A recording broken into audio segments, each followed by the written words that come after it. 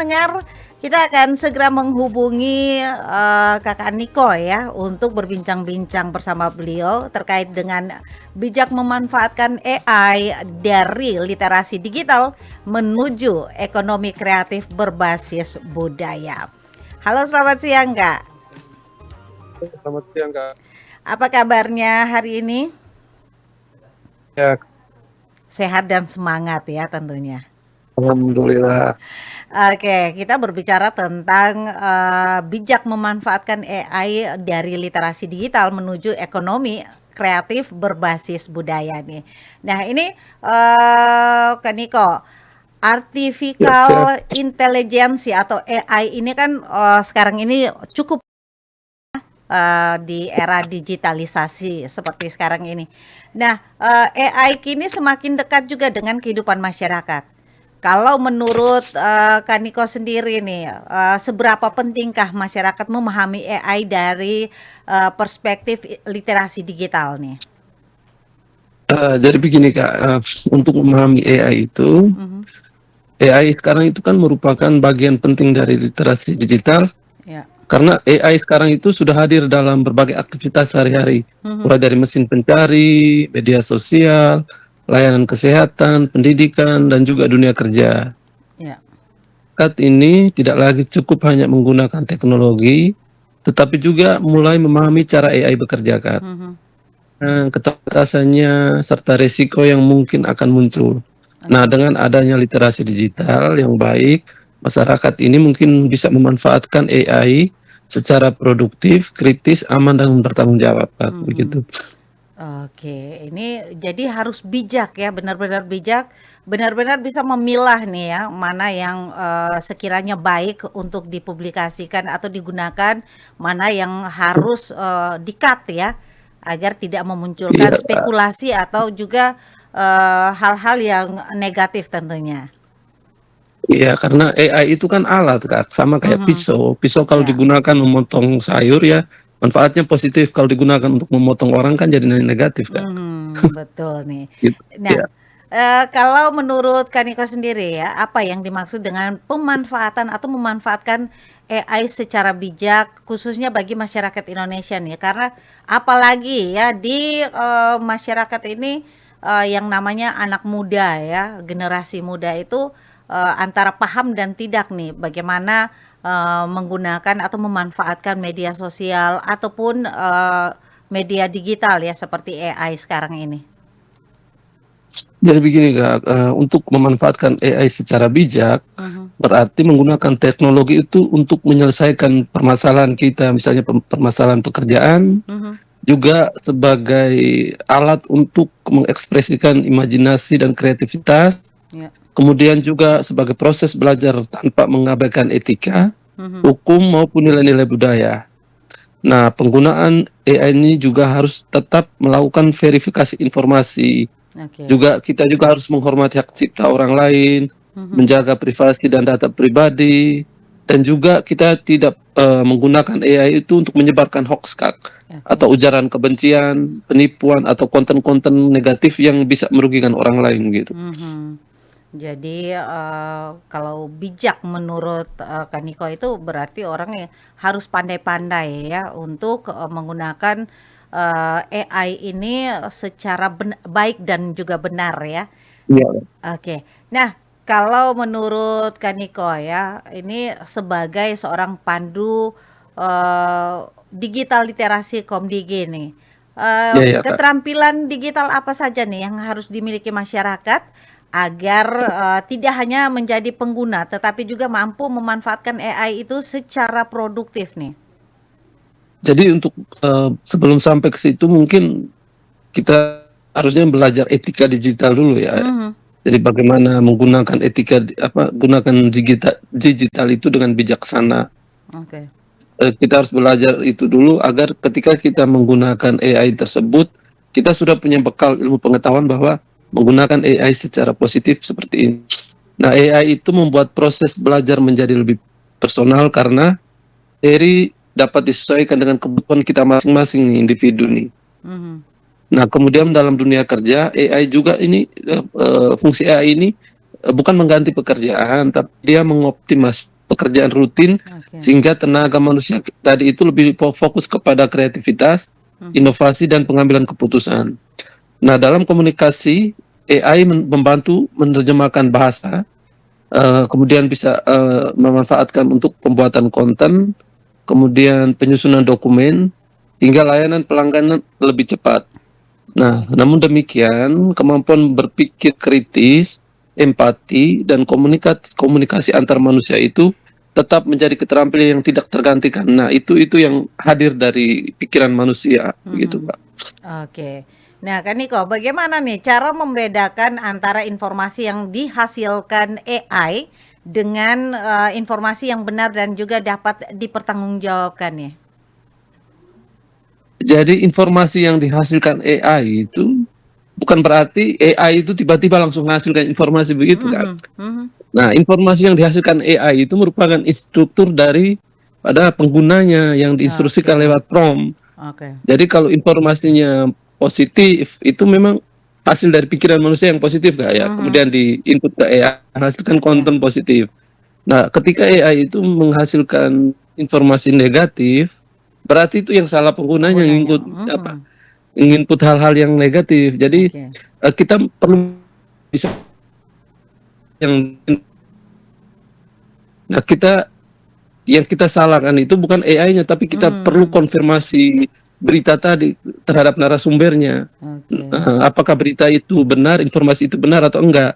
Jadi yang dipersoalkan di sini itu orang yang instruksikan AI tadi, Kak. Jadi Mhm. soal negatif positifnya itu bukan kembali ke AI-nya, tapi kembali ke penggunanya, gitu, Kak. Oke, berarti ini, harus, jangan salahkan ya ketika AI itu Iya. memunculkan sesuatu yang berbau hoaks ataupun, Kan. negatif ya. Itu karena Hmm. penggunanya ya yang meminta, AI untuk mencarikan data-data, sesuai keinginan mereka nih ya. Nah, Iya. Kak Niko, apa, resiko terbesar penggunaan, AI jika masyarakat belum memiliki literasi digital yang baik nih?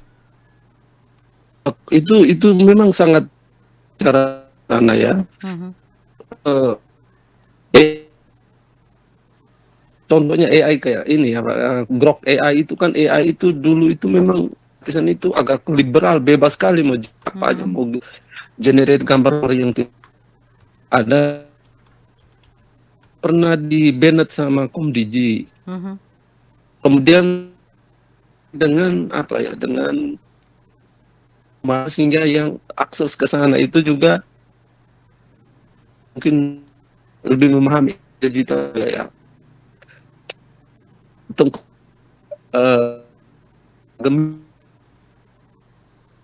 jadi foto latar belakang tren-tren Facebook, Kak. Oke. Nah, itu sekarang jadi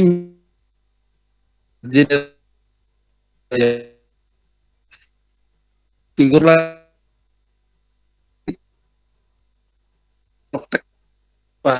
para pengedit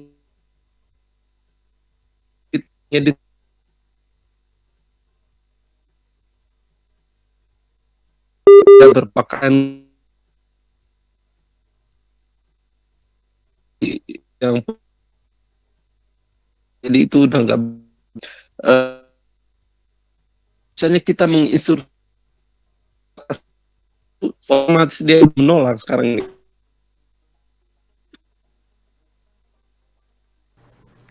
Halo, Kak. Oke, baik. Kak Niko, kita break sejenak dulu ya. Kita akan, menyambung pembicaraan kita ini setelah kita, ikuti beberapa pesan berikut ini. Eh, Catur merupakan sebuah permainan yang sangat umum dan dimainkan oleh berbagai kalangan, mulai dari laki-laki hingga perempuan dari usia tua sampai usia muda. Permainan catur diyakini berasal dari India sekitar abad ke-7 dengan nama Caturangga. Catur kemudian meluas ke Persia hingga seluruh Asia, dan 2 abad kemudian catur memasuki benua biru. Dalam permainan catur, tentu Anda pernah mendengar istilah skakmat. Lalu bagaimanakah istilah tersebut bisa muncul? Konon istilah skakmat atau checkmate dalam bahasa Inggris ternyata berasal dari Persia. Karena pada saat itu, apabila pion raja sudah tidak bergerak, mereka akan mengatakan Syahmet. Syah memiliki arti, sedangkan Syahmet berarti raja sudah mati. Itulah istilah skakmat pada catur, dan sampai saat ini catur terus mengalami perubahan dari sisi permainan dan peraturannya.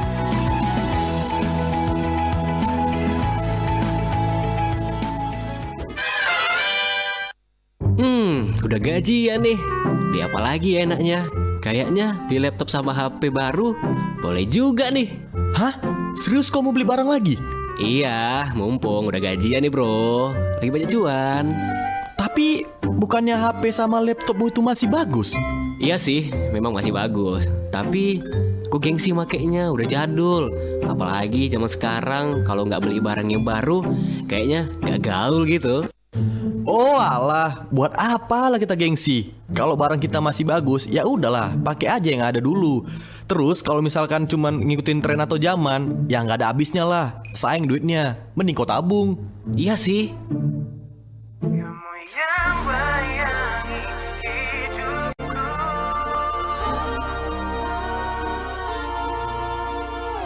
Awalku buka mata ini, senyumnya diri hadapanku, buatku ragu untuk percaya dirinya akan jadi milikku.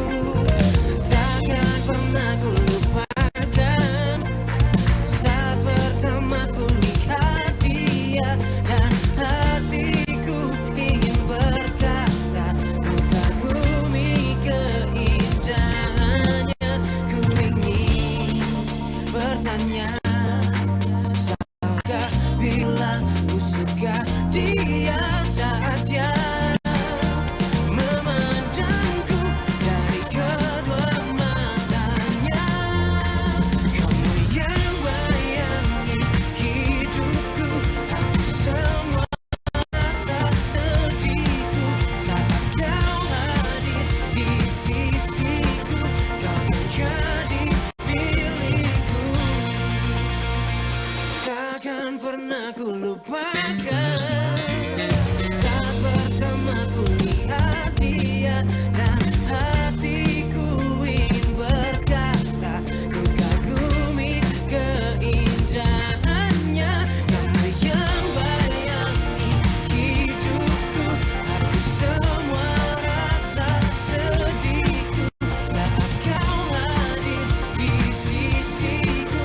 Kau menjadi milikku, walau hanya sebentar saja. Ku ingin rasakan indahnya saat aku jadi milikmu. Ku kan selalu bersama.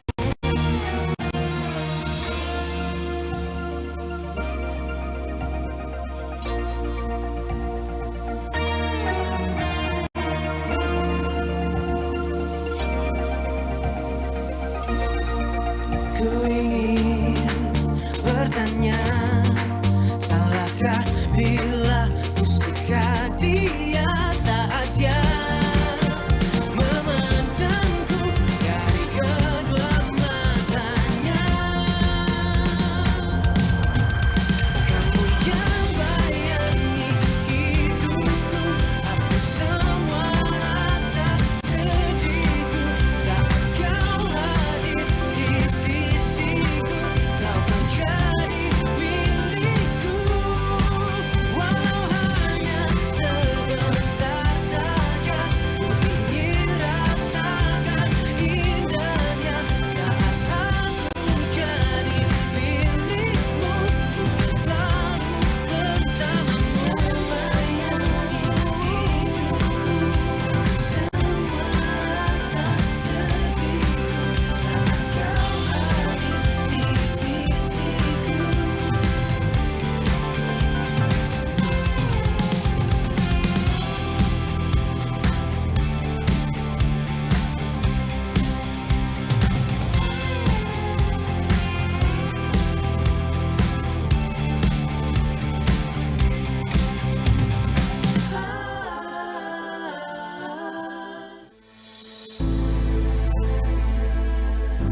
Kilau Pancasila, refleksi dan implementasi Pancasila untuk anak negeri. Saudara dan saudari, sebangsa dan setanah air. Sila keempat di dalam Pancasila berbunyi, kerakyatan yang dimanaan di dalam permusyawaratan wakilan. Ini menegaskan bahwa rakyat adalah poros dari kehidupan berbangsa dan bernegara. Kedaulatan semestinya ada di tangan rakyat. Kekuasaan semestinya tumbuh untuk melayani rakyat. Dan pemerintah adalah orang-orang yang diberi mandat oleh rakyat untuk mengurusi segala kebutuhan dan kepentingan rakyat. Maka sudah sewajarnya jika kita kembali kepada prinsip Pancasila. Siapapun yang menjadi bagian dari pemerintahan, terlebih para pejabatnya, harus menempatkan rakyat sebagai pihak yang dilayani, diayomi, dilindungi. Misalnya, dalam kasus hutan adat. Rakyat yang ada di kawasan hutan adat mesti dilindungi untuk bisa mendapatkan kesejahteraan, bisa hidup dengan hutan adat itu sebagaimana yang telah mereka jalani lewat tradisi puluhan bahkan ratusan tahun.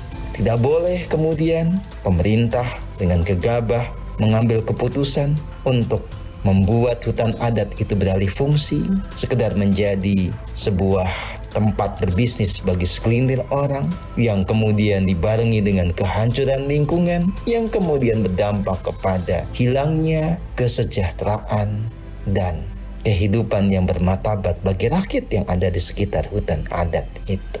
Saudara dan saudari sebangsa dan setanah air, Pancasila memberi kerangka kita dalam mengambil keputusan yang tepat. Segala keputusan harus didasarkan kepada hikmat kebijaksanaan. Keputusan harus diambil sesuai dengan akal sehat dan dilandaskan kepada hati nurani yang paling dalam. Para pengambil keputusan harus memikirkan semua stakeholders atau semua pemangku kepentingan.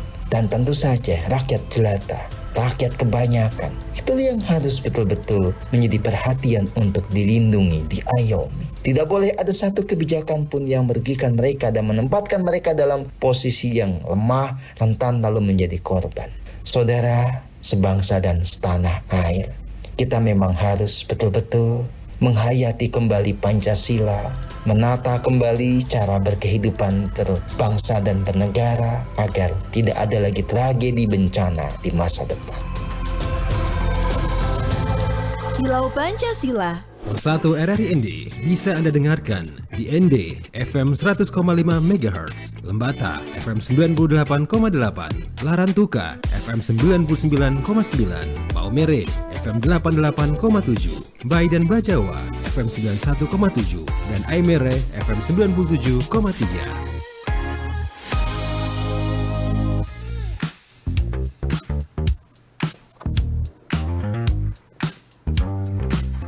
Baik, pendengar Pro 1 dimanapun berada, kembali lagi ya kita bersama Kakak Nikolaus Sabon Mehen ya, Pandu Digital Literasi Komdigi nih. Kita masih berbicara terkait dengan bijak memanfaatkan AI dari literasi digital menuju ekonomi kreatif berbasis budaya. Nah, kalau tadi kita sudah dengarkan ya beberapa resiko terbesar penggunaan AI jika masyarakat belum memiliki literasi digital yang baik dan juga benar yang dapat dipertanggungjawabkan. Nah, ini kita sapa dulu ya Kak Nikonya. Halo, masih bersama RRI kan Kak Niko? Masih stay. Oke deh. Nah, kita tadi sudah berbicara tentang resiko terbesar nih. Sekarang ini bagaimana nih cara untuk menjaga etika dalam penggunaan AI, terutama terkait dengan plagiarisme, kemudian juga privasi data dan juga hak cipta nih, menurut Komdigi? Jadi cara kita menjaga etika dalam menggunakan AI terkait plagiarisme ya Kak, privasi data ataupun hak cipta. Nah, itu menurut saya ataupun yang saya pelajari itu tidak mengakui hasil AI sebagai karya pribadi tanpa pengolahan. Jadi kalau tanpa imajinasi, tanpa kreativitas, ngedit segala macam itu mungkin belum bisa diakui sebagai karya kita. Oke. Nah, kemudian kita juga menghargai hak cipta dan memberikan atribusi jika diperlukan. Mhm. Kemudian tidak memasukkan data pribadi atau informasi rahasia ke dalam layanan AI tanpa pertimbangan. Oke. Nah, kemudian juga menggunakan AI itu sebagai alat bantu, bukan sebagai pengganti tanggung jawab manusia. Jadi kita itu mesti memahami dulu bahwa AI ini adalah tools, adalah alat yang kita gunakan. Dia sebatas alat. Nah, kemudian kita memastikan konten-konten yang kita buat lewat AI itu tidak merugikan pihak-pihak lain. Artinya kita membuatnya secara bertanggung jawab. Nah, kalau kita membuat konten yang berkaitan juga dengan pihak lain, ya kita sebagai etikannya kita juga mesti konfirmasi, meminta izin dulu begitu. Oke. Baik, Kakak. Nah, bagaimana nih AI dapat membantu para pelaku ekonomi kreatif tanpa menghilangkan nilai-nilai budaya lokal nih? Eh, eh, menjadi pandu digital literasi. Segmen saya kan ke pelaku UKM dan perempuan. Oke. Jadi yang ke ekonomi tentang digital, tapi optimasinya pakai AI. Mhm. Jadi AI ini hanya infografis tentang produknya, kemudian materi promosi, video musik, Oke. kemudian strategi pemasaran dengan lebih cepat dan efisien. Namun ide, cerita, filosofi, motif, bahasa dan identitas budaya tetap berasal dari masyarakat lokal. Nah, AI ini hanya menjadi alat untuk memperkuat penyampaian budaya, bukan menggantikan nilai budaya. Jadi saya di sini kan pernah mendampingi pelaku UKM tenun ikat, Kak, ya. Nah, para pelaku UKM tenun ikat ini kalau mau promosi tenunnya, pasti mereka harus memahami apa filosofi di tenun mereka itu. Nah, mereka mungkin karena minim literasi tidak mampu menjelaskan dengan baik karena mungkin kekurangan kosakata. Jadi di sini peran alat AI itu membantu mereka membuat cerita yang filosofi tentang sarung tersebut. Jadi di Gemini itu ada tools AI namanya Deep-Research, Kak. Nah, Deep-Research itu untuk kita melakukan sebuah penelitian apa aja, Kak. Nah, jadi saya mendampingi pelaku UKM tersebut. Kami sering melakukan penelitian tentang benang warna alami yang sering dibuat masyarakat Flores Timur atau masyarakat Adonara pada khususnya. Kemudian sejarahnya tenun waktu itu kita buat penelitiannya di Gemini. Nah, informasi-informasi dari hasil penelitian tadi kemudian kita kumpulkan. Kemudian kita ubah hasil penelitian tadi jadi teks persuasif, jadi copywriting kalau di dalam istilah pasar itu. Jadi untuk kita tadi di media sosial, Kak. Jadi misalnya sarung ini kita cari informasi pesan filosofis atau di sarung itu kan ada lambang-lambang itu filosofinya apa. Nah, itu kemudian kita copy, kita masukkan ke media sosial sebagai narasi atau teks persuasifnya untuk menarik pelanggan membeli produk tersebut, Kak. Biasanya begitu, Kak. Baik. Nah, sejauh bisakah AI ini dimanfaatkan untuk mempromosikan budaya daerah ataupun juga seperti yang merupakan divisi dari Kak Niko ya, yaitu mempromosikan mungkin UMKM juga ya, agar masyarakat bisa tahu nih atau juga mengenal apa saja kekhasan dari daerah yang dikunjungi atau juga kemudian budaya seperti tenun ikat, tarian tradisional, musik daerah, bahasa daerah, atau juga seperti yang tadi bahwa makanan atau kuliner-kuliner yang ada di daerah tertentu. Jadi AI itu ada yang namanya sintesis kreatif AI, kan. Jadi misalnya kita mau promosi itu ya kayak sarung tenun. Nah, pastinya kita misalnya kita ambil foto tenun aslinya kita, kemudian kita generate ke AI, tapi kita ingat bahwa kita tidak boleh menghilangkan keaslian daripada tenun tadi. Jadi misalnya yang sering kita pakai di sini, misalnya kita mau promosi tenun nih. Jadi tenun tadi kita edit di AI atau generate di AI supaya seorang karakter perempuan tadi itu menggunakan tenun yang kita foto tadi. Nah, ini kuncinya di saat kita nge-prompt nih, kita nge-prompt untuk kayak promptnya contohnya kayak gini.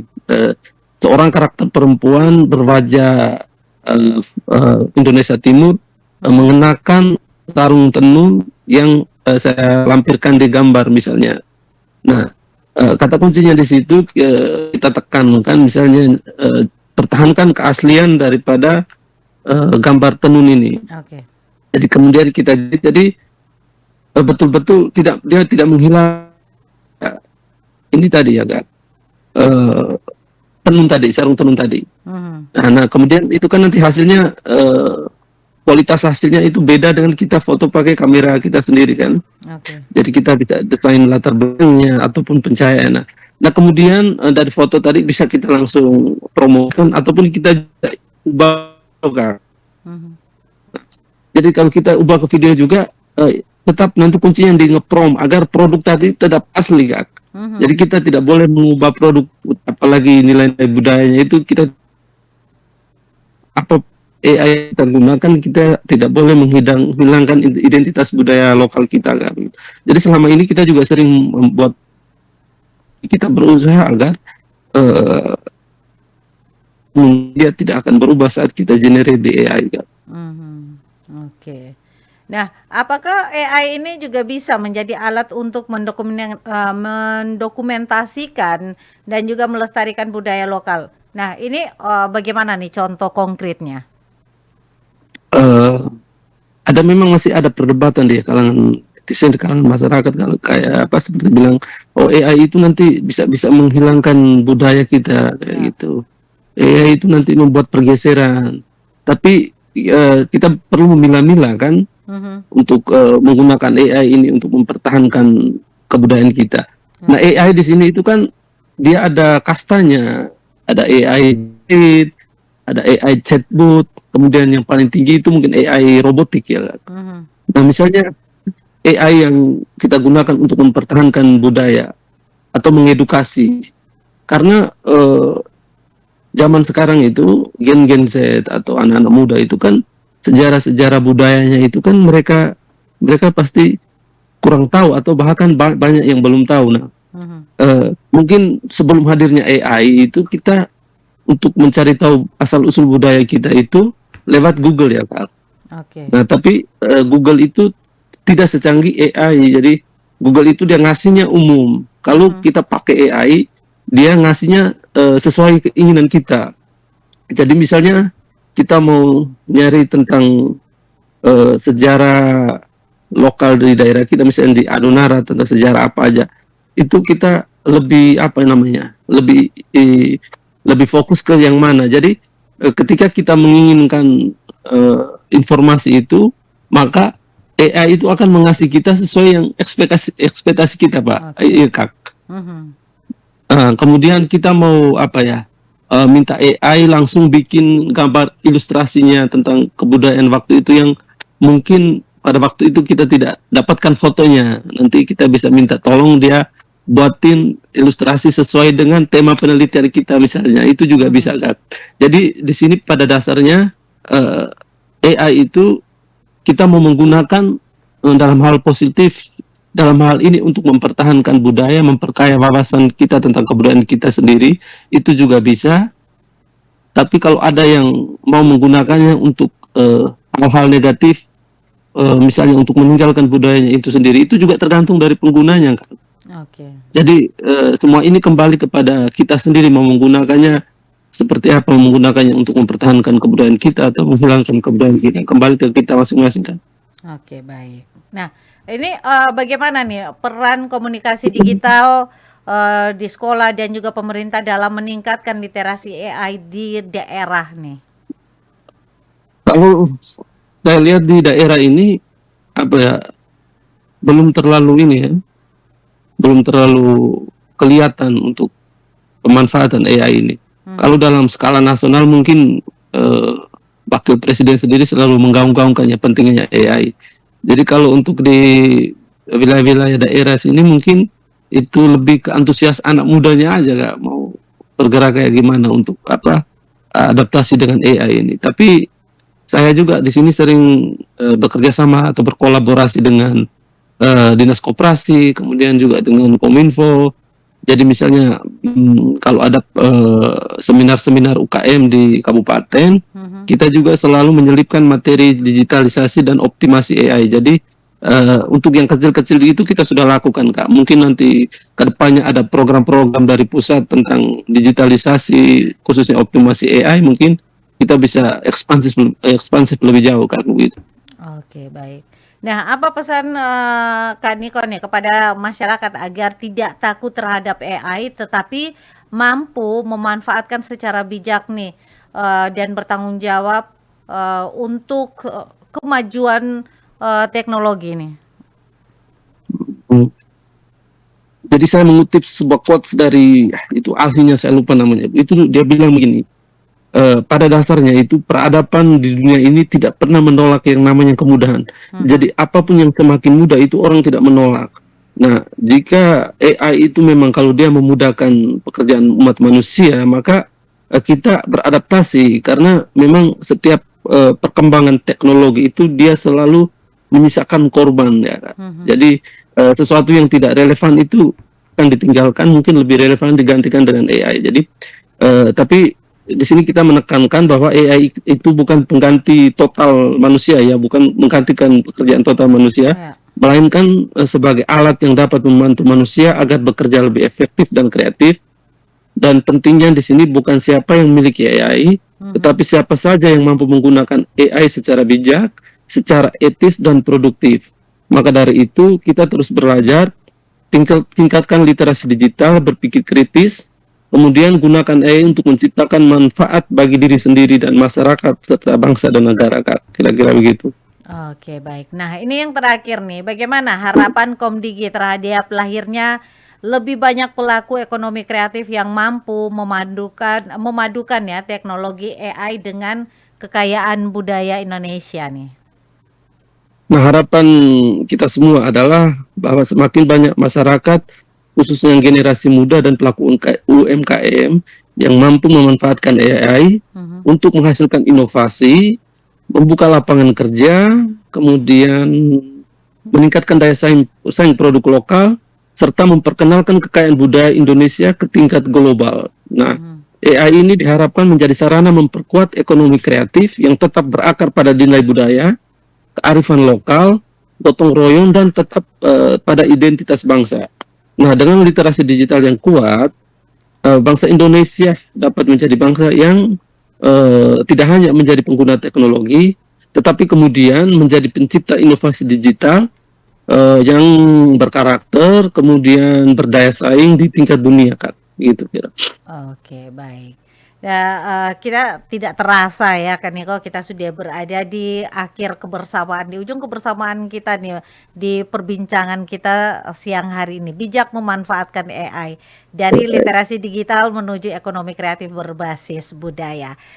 Terima kasih Kak Niko untuk waktunya siang hari Sama-sama, ini. Kak. Ya, mudah-mudahan apa yang dibicarakan oleh kita siang hari ini bisa benar-benar bermanfaat ya bagi masyarakat pengguna digitalisasi ya, pengguna media digital saat ini agar tetap bijak dan juga bertanggung jawab tentunya ya menggunakan kemajuan digital atau teknologi digital ini secara positif dan benar-benar secara baik ya, agar bisa menjadi hal yang menguntungkan bagi kita dan sesama. Terima kasih sekali lagi Kak Niko untuk waktunya. Kita akan jumpa lagi di Ya, lain sama-sama, kesempatan. Kak. Salam sehat Oke, dan Kak. sukses selalu. Siap, Kak. Terima kasih, Kak. Oke. Baik, pendengar Pro 1 dimanapun berada, kami akhiri kebersamaan kita di kesempatan siang hari ini dalam acara literasi digital, berbicara tentang bijak memanfaatkan AI dari literasi digital menuju ekonomi kreatif berbasis budaya.